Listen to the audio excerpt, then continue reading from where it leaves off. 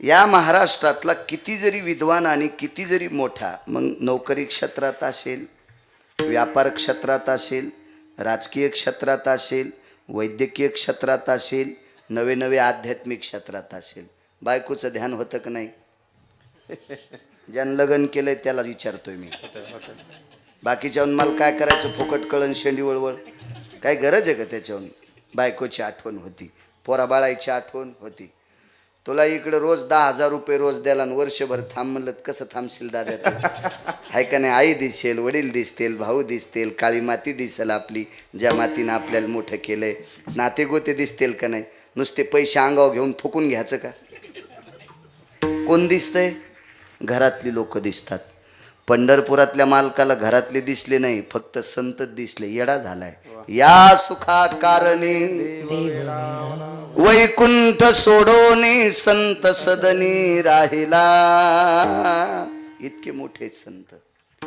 कोणाला देव म्हणतात माहिती आहे का तुम्हाला? तुम्ही बशिलेले देव का? हे भंगिरी जे स्वतःच्या पोटाकरता भीक मागायले ते भीक मागे देव माणसाने बशिलेले येत. हा नाही, तुम्हाला आणि मला इथं किती दिवस ठेवायचंय आणि कोण्या दिवशी मळ्यात नेऊन ठोकायचंय? ज्याच्या हातात आहे तो जगाचा बाप आहे, पंढरीतला मालक. आणि तो वेळा झालाय. तो कोणासाठी? या संतांसाठी वेळा आहे. काय ताकद आहे महाराज या संतांची, देवाला वेड करण्याची. हा, कारण भक्तीच्या पुढे तो पिसा होतोय. कोपे तरी निवांत साहे, ऋषे तरी बुझावीत जाय, नवल पिशे लागले पाय, पार्थाचे देवा. वेडा झाला, वेडा झाला, चालतावाला भक्ती रे, चालतावाला भक्ती रे, चालतावाला भक्ती रे.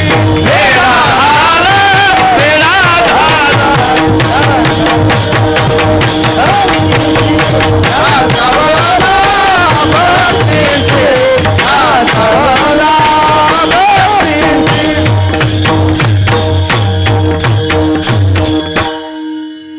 आता हस्ता आणि चित्रात ज्वारी पेरतात, यांच्याकडे गोकुळाष्टमीला पेरतात. प्रांतभेद असतो. आमच्याकडे हस्त नक्षत्र आणि चित्रात हस्ताचे 4 दिवस ओघळून पेरणी करतात, तर सावड करतात. तुमच्याकडे आता तुम्ही आमच्यापेक्षा 40 वर्ष पुढे आहेत. मी आमच्याकडचं सांगतोय. 2 बैला असते, 2 बैला एकावरती पण धरायची आणि एकानं रासण्या करायच्या, तर सावड करावं लागते. सावड मग यानं त्याच्या इथं पेरायला जायचं आणि त्यानं याच्या इथे याचं, पण रासण्या होत्यात. आज रासण्या तुम्हाला आणि पेरणी तुम्हालाच. विठाला विठाला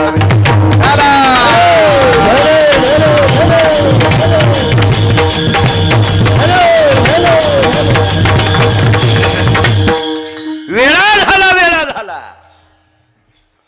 पैशावाल्या लोकांकडे पाहून नाही येडा झाला. एक जण म्हणला आपल्याकडे 150 कोटी आहे, पप्याची माईल दागिने घेशील सुंबळ्या, काय करशील याच्यापेक्षा जास्त? एक जण म्हणला आपल्याकडे 500 कोटी आहे, विलक्षणला उभं राहून सगळे उडीशील, दुसरं काय करशील? आणि तू या 500 आणि 1000 कोटीला पंढरपुरातला वेडा होतोय.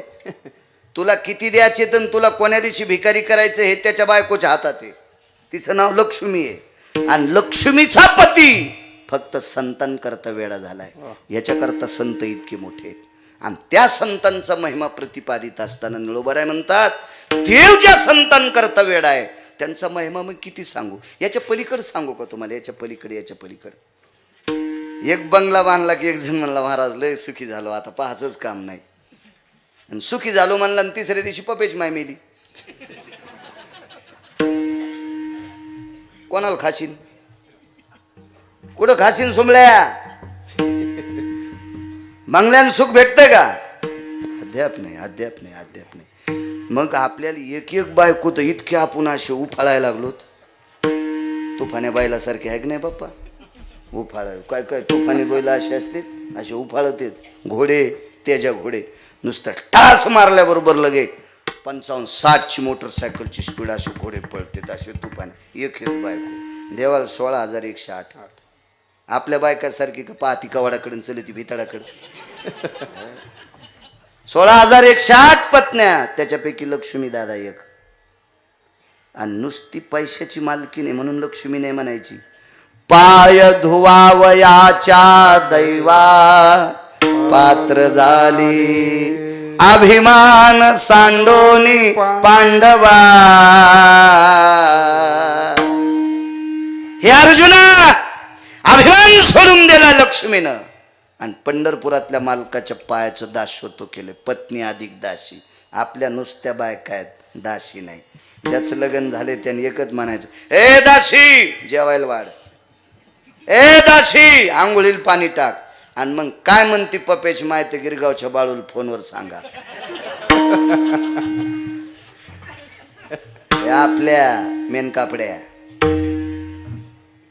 म्हणते त्यांना दासी नाही, लक्ष्मी ज्याची दासी आहे. काय सुख असेल महाराज, काय सुख असेल. याच्या पलीकडे सांगू का, आपल्या बायका सासरवाडीतून आणत्याल काय.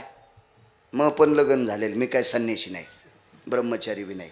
आणि संन्याशानंद ब्रह्मचार्याने इतकं इच केल्यावर त्याला म्हणायचं, टचक्या तुला काय माहिती आहे, तुला इतकं काय माहिती आहे, तुला इतकं माहिती आहे म्हणजे कसं काय माहिती आहे का नाही. संसारिक आहे मी, भरलेला माणूस आहे, बोचकारलेला माणूस आहे.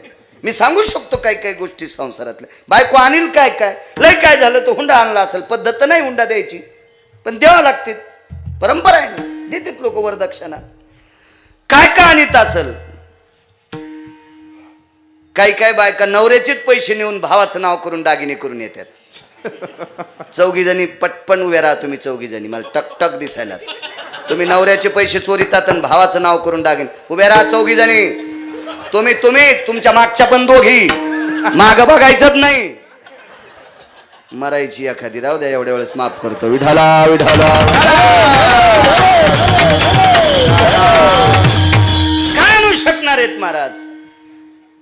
8 भार सोनं नेणारा देणारा मणी पंढरपुरातल्या मालकाच्या पत्नीने आणला. 8 भार सोनं. एका भारात 21 क्विंटल 78 तोळे, 21 क्विंटल 78 किलो 44 तोळे 8 मासे. हे सोनं गाळणारं गाव आहे ना, हे परिसर सोनं गाळी तू बाप्पा, सोनं गाळी तू. 21 क्विंटल 78 किलो 44 तोळे 8 मासे सगळ्याचं.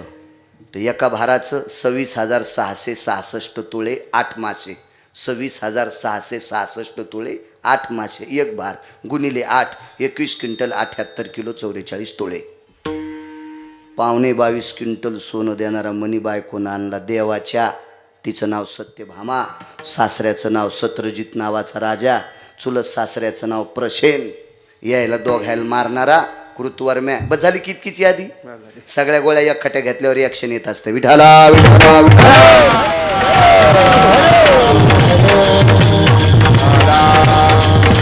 एवढी श्रीमंत पत्नी, इतकी श्रीमंत पत्नी. करंजीकडे अशा 16,108 पत्न्या. काय वैभव असेल, किती मोठं वैभव, किती मोठं वैभव. पण सुख नाही भेटलं त्याही मालकाला, त्याही मालकाला सुख नाही भेटलं. कोणी सुख दिलं बापू. संतांचे सुख झाले आदेवा, संतांचे सुख झाले आदेवा. मनवोनी सेवा करी त्यांची, करी त्यांची मनवोनी सेवा करी त्यांची. झाले या देवा, संतांचे सुख झाले या देवा. देवा मनवोनी सेवा करी त्यांची, मनवोनी सेवा. राजो काय वैभव आहे माझ्या मालकांचं. तरी पण सुख जर कोणी दिलं असेल तर संतांनी दिले. संताचे सुख झाले या देवा, मनवोनी सेवा करी त्यांची. देवाला सुख संतांनी दिले. मग देवाला सुख द्यायची ताकद आहे, त्यांचा काय महिमा सांगा महाराज. शहाणी माणसं पुढच्याचं फुकट खात नाहीत. देवाने विचार केला संतांचं फुकट नकोय म्हणून दत्त चोपदारी करीत असे, दत्त चोपदारी करीत असे.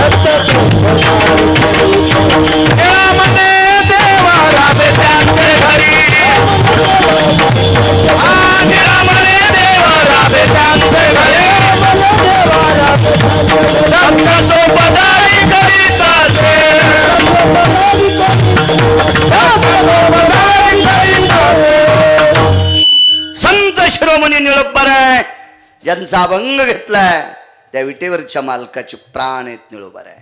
ते स्वतःहून सांगतात पंढरपुरातला मालक संतांच्या घरचा वॉचमन झालाय. दत्त चोपदारी, दत्त म्हणजे सावधान, दक्षतेत चोपदारी करतोय. काय संतांचा अधिकार आहे. आणि म्हणून निळोबाराय म्हणतात मी किती वर्णन करू. तुम्ही जेवढा आशीर्वाद देताल तेवढा गिरगावचा बाळू संतांचं महत्त्व तुमच्या पुढे सांगण्याचा प्रयत्न करेल. तत्पूर्वी मोठ्या श्रद्धेने, मोठ्या अट्टहासाने, मोठ्या असीम प्रयत्नांनी चालत असलेली तुमची ही जुनी परंपरा आहे. म्हणून या जुने परंपरेला वंदन करतो, प्रणाम करतो. मा जोगेश्वरीचं अधिष्ठान आहे. विश्वजननी जोगेश्वरी माता या आदिशक्ती मातेंच्या चरणी साष्टांग प्रणिपात करतो. त्या कुलस्वामिनीच्या चरणी प्रणिपात करतो, साष्टांग दंडवत करतो. गावाचं नाव शेटफळे, तालुका जिल्हा तालुका आटपाडी आणि जिल्हा सांगली. गावाचं नाव शेटफळे.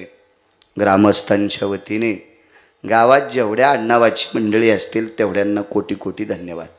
मला काही सगळ्यांची नावं पाठ नाहीत. आपण ज्यांच्याकडे बसलो ते जाधव येत वाटते, रणजित भाऊ जाधव, त्यांच्याकडे बसलो होतो. बाकीचे अध्यक्ष वगैरे सगळी काही भेटायला आली पण नावं पाठ नाहीत. आणि नाव पाठ करून मला काय तुमची ग्रामपंचायत लढवायची नाही. 2 तास कीर्तन करायचं, चला पुढच्या पुढे बोललं नका बोललो तुम्हाला 30 गाव पाठ्याल 36 गाव, मी काय मागं लागे बी नाही. म्हणून गावात कोणालाच राग येऊ नये याच्याकरता जेवढ्या आडनावाची मंडळी असतील तेवढ्यांना कोटी कोटी धन्यवाद. मा जगदंबेची ज्योत आणण्यासाठी गेलेली जेवढी सद्भक्त असतील तेवढ्यांना धन्यवाद. इथं सुद्धा सप्ताहासाठी जे काही काम वाट्याला आलं असेल, कोणाकडे मंडप असेल, कोणाला सतरंजी टाकायचं असेल, काय कोणाकडे साऊंड सिस्टीम असेल, काय नाना प्रकारचं प्रसादाचं काम असेल, त्या सगळ्या सद्भक्तांना मा जोगेश्वरीची कृपा व्हावी अशी तिच्या चरणी प्रार्थना करतो. गावातल्या पुनश्च एकदा सर्व जनतेला, पंचकृषीतून आलेल्या सर्व श्रोते जनार्दनांना मी वक्ता या नात्यानं, वारकरी संप्रदायातला वक्ता या नात्याने प्रणाम करतो. आणि माझ्या अभंगावर येतो. राहिला प्रश्न, मला विचारलं होतं बसून कीर्तन का करता. 4 फेब्रुवारी 2019ला माझा अपघात झाला. बॉईलजनला क्रॅक आहे. मला वारीत चालता येतंय, शेतात सुद्धा काम करतो, पण उभं राहिल्याच्या नंतर पायाला कंपनी येतात म्हणून बसावं लागतंय. शंका असेल तर दूर करा. विठाला विठाला विठाला.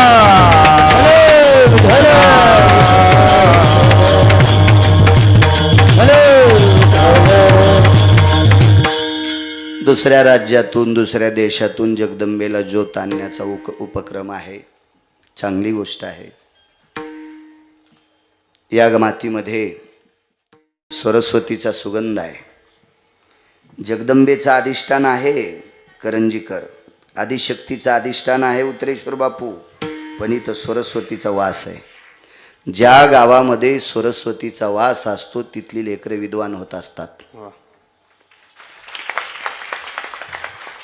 नाना प्रकारचा अभ्यास करून देशाचे जवान असतील, शिक्षक मंडळी असतील, वकील असतील, काय काय नाना प्रकारची वगैरे वैद्यकीय क्षेत्रात डॉक्टर असतील, या विद्वत्ता प्राप्त करून विद्वत्ता प्रचूर अशा तरुणांच्या अंगावर ज्या मातीचा सुगंध पडला, भक्तीचा सुगंध पडला, त्या सरस्वतीचा वास या नगरीत आहे. म्हणून इथली मुलं विद्वान होतात आणि विश्वभर, भारतभर आपलं आधिपत्य, स्वतःचं अस्तित्व निर्माण करून गावाची छाती, गावाची मान, गावाचं वैभव उंचवतात. अशी तरुण या गावाला लाभली. मा जोगेश्वरी मातेची कृपा, अधिक सरस्वती मातेची कृपा आहे. जगदंबेची कृपा आहेच, पण सरस्वतीची सुद्धा कृपा आहे. सरस्वतीच्या कृपेशिवाय गाव सोडता येत नाही.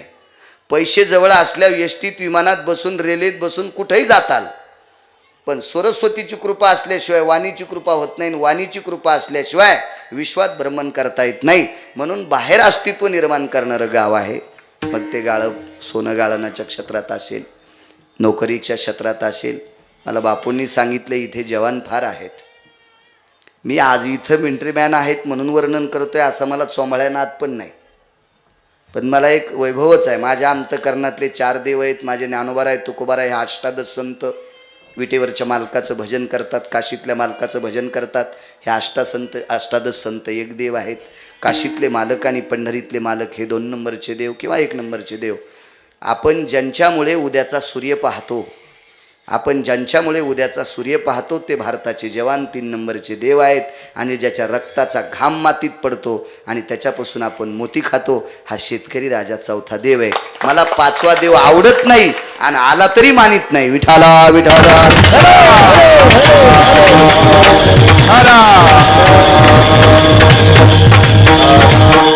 सर्वांना धन्यवाद. कार्यक्रमाचे सप्ताहातले अध्यक्ष सुद्धा भेटायला आले, त्यांनाही धन्यवाद. तरुण मंडळी बरीच आली, त्यांनाही धन्यवाद. पंचकृषीतली सर्व महाराज मंडळी, ज्येष्ठ श्रेष्ठ मंडळी, माझ्या मायमावल्या, तुम्हाला सुद्धा प्रणाम करतो.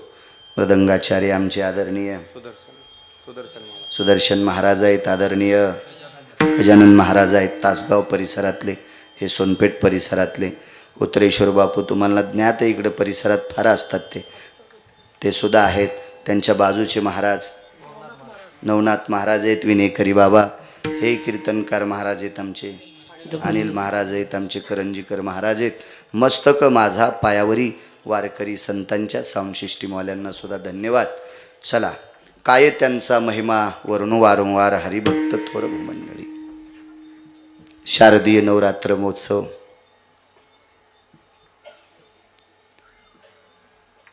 उदो नारी शक्तीचा, गजर नारी शक्तीचा, सन्मान नारी शक्तीचा हा शारदीय नवरात्र महोत्सव आहे. या देशातली स्त्री, पुन्हा एक नीट ऐका, या देशातली आचरणशील स्त्री जगातली 1 नंबरची श्रीमंती आहे, विश्वातली 1 नंबरची श्रीमंती. पण त्याच्या अगोदरचा भेद आहे का? या देशातली आचरणशील, शीलवान, चारित्र्यवान, धर्मनिरपेक्ष अशी स्त्री या देशाची संपत्ती आहे. हे तुम्ही नवरात्रीत उत्सव करता म्हणून मला आमंत्रित केले, म्हणून गावकऱ्यांना चोंभाळतो, हे डोक्यातलं काढून टाका.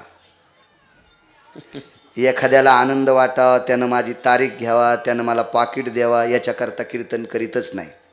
माझं कसं जगवायचं आणि मला कसं ठेवायचं हे पंढरपुरातल्याच्या हातात आहे. तुम्हाला चोंभाळल्यावर माझं भलं बी होणार नाही आणि माझं वाईटही होणार नाही. तो ठरविल. म्हणून वारकरी संप्रदायातल्या कीर्तनकारांनी लोकाला आनंद वाटेल असं कीर्तन करायचंच नाही, देवाला आनंद वाटेल असं कीर्तन केलं पाहिजे. विठाला विठाला. लोकायला काय, ज्यांना पैशाचा जोर आलाय का ते आम्हाला साड्या नेसून नाचितील एखादीशी. कारण 2% लोकांकडे इतके पैसे चुकीचे आलेत की त्यांना प्रसिद्धीसाठी असं वाटतं महाराज कीर्तन झकास करा, तेव्हा बायकोची साडी नेसून नाचवतो बॉम्बल्या. कीर्तन हा झकास विषय असतो का? कीर्तन हा बोधावर आरूढ विषय असतो. आणि याच्या व्यतिरिक्त जर कोणाला कीर्तन आवडत असेल तर असं समजायचं आपल्या संप्रदायाला कलंक लावण्यासाठी हरामखोर आपल्यात आलाय. विठाला विठाला विठाला.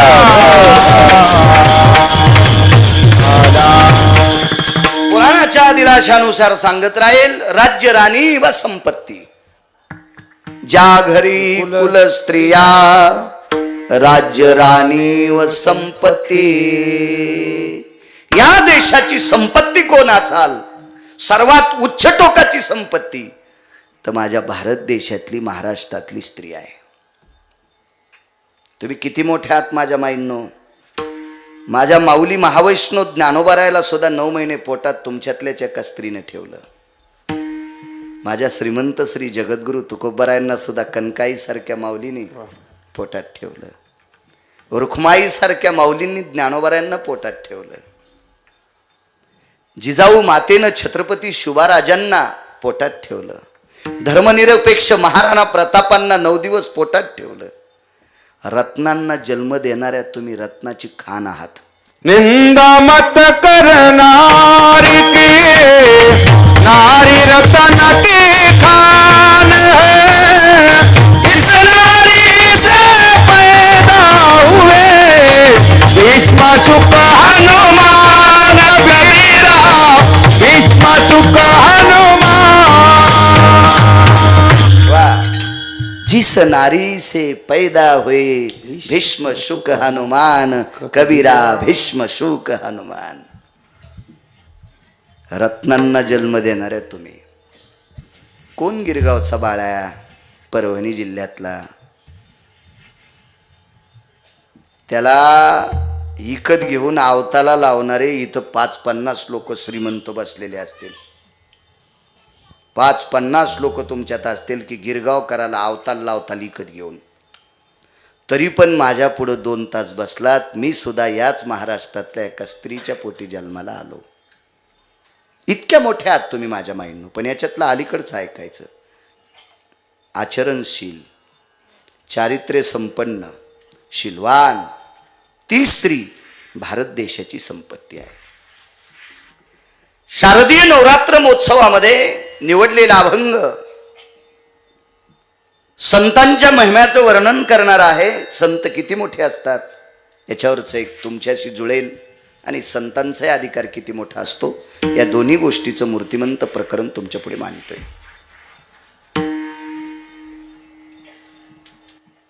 किती अधिकारी आहात तुम्ही. नवरात्री म्हणजे नुसता उपवास धरण्यापुरता नसती. 9 दिवस साबुदाणा खाती, भगर खाती, वरई म्हणते वाटते, वरई खाती, वरईचा भात खाय, साबुदाणा खाय, चप्पल घालीत नाही, बाजावर बसत नाही, पलंगावर बसत नाही.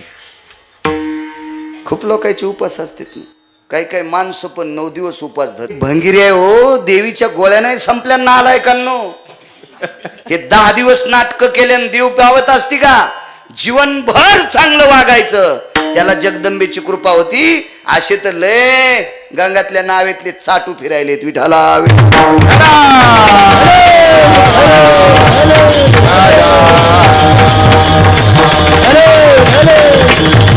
इतक्या पुरत्या नवरात्र नाहीत. हा हा.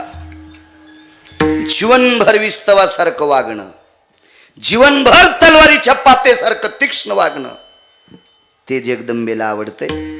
ते विटेवरच्या आईला आवडतंय. ते काशीतल्या मालकाला आवडतंय. हे तात्पुरते केलेले सोंग हे जीवन भ्रष्ट करीत असते. नुसते उपास धरल्यानं काय? आपल्या बायका वेशनी नाहीत. आता बघा 4-2 दिवसाला जास्त बिमार पडतात. यांचं कोणतीचं हेमोग्लोबिन कमी झालं, कोणतं कायनू कमी झालं वगैरे वगैरे. मी काय डॉक्टर नाही, शिक्षणच माझं 7वी आहे, पण फिरून फिरून हुशार झालोय. नाही, हे कुठलेही नाटकं केल्यानं जगदंबा पावत नाही. जगदंबा पावण्यासाठी संसारातली जर स्त्री असेल तर तिला सासूचा आदर करावा लागेल, तिला सासऱ्याचा आदर करावा लागेल, तिला घरातल्या लेकरावर कृपा करावी लागेल. हा, आपल्या नातेगोती जपावं लागतील. त्या स्त्रीवर जगदंबेची कृपा होती. 9 दिवस उपास धरतीन, सासूला भाकर देत नाही, चुड्याली नेती. ती लावे, ती डंकीने, ती शंखीने, ती यक्षीने, ती किंकीने. पुराण सांगते महाराज, पुराण सांगते. एक सांगू का तुला मला? 9 दिवस उपास धरणारी स्त्री नवऱ्याच्या किती पाया पडती मला तेच विचारायचंय. जी स्त्री नवऱ्याच्या पाया पडत नाही तिने वर्षभर जरी उपवास धरला तरी तिला कवडीची किंमत नाही. हा, बराच असा लोक यांना वाटत असं या मेल्याला आणलंच कशाला ग? आणू नका. तुमच्या जिल्ह्यात मोबाईलवर टाका गिरगावकर आपल्या सांगली जिल्ह्यात आला नाही पाहिजे. टाकून द्या मोबाईलवर, सांगली जिल्ह्यात पुन्हा गिरगावकराचं कीर्तन घ्यायचं नाही. टाकून द्या, टाकून द्या. पुराणाचा आधार घेतल्याशिवाय कधीच बोलणार नाही. वारकरी संप्रदायातल्या वक्त्याने तासगावकर चुकीचं बोलणं किंवा पुराणाचा आधार नसताना बोलणं गाईचं मांस खाल्लं इतकं पाप लागतंय. कीर्तने सटाक्या सांगायचा विषय नाही. कीर्तनमध्ये जर सटाक्या असतील तर यम इतके सटके हानीन त्याला, कुठं कुठं हाणावं यमाल पण कळणार नाही. विठाला विठाला.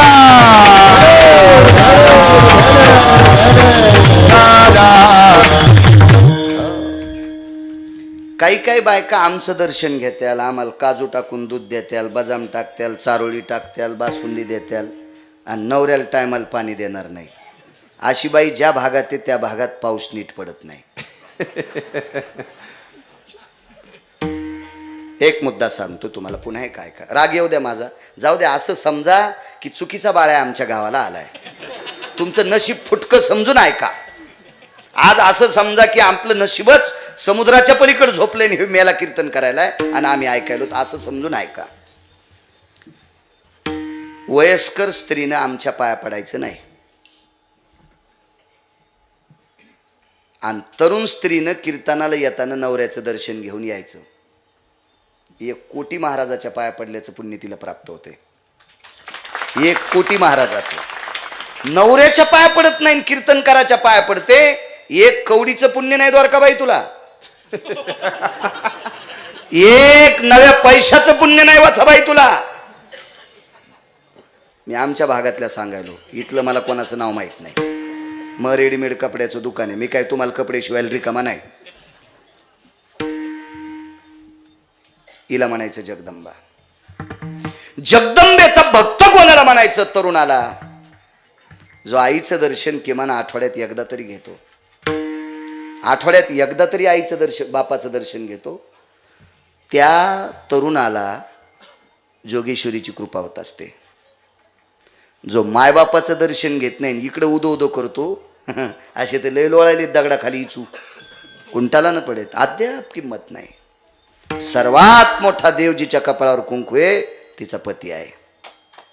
सर्वात मोठा, तितका मोठा देवच नाही कोणताच देव नाही.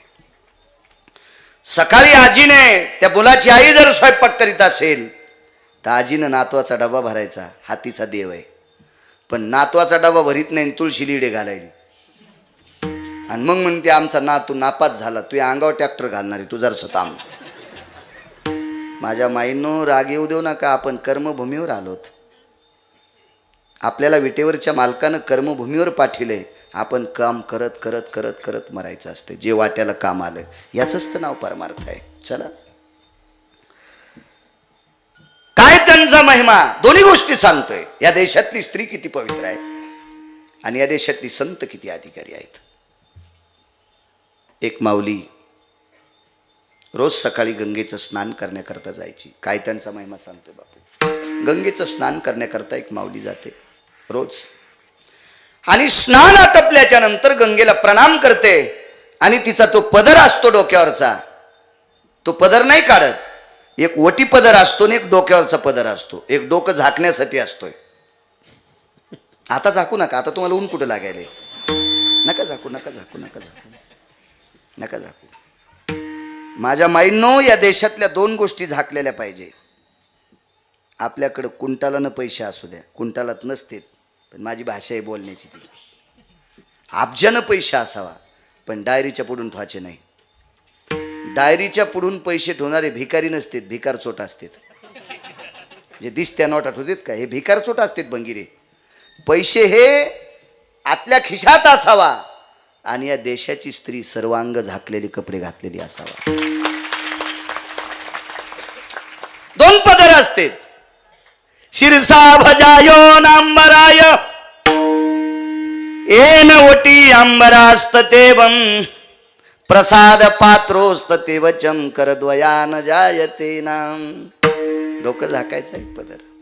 आणि तुम्ही जर कुठे गेला असाल, एखाद्या महात्म्याने नारळ दिलं, प्रसाद दिला, तर तो ओटी पदरात घेत असते.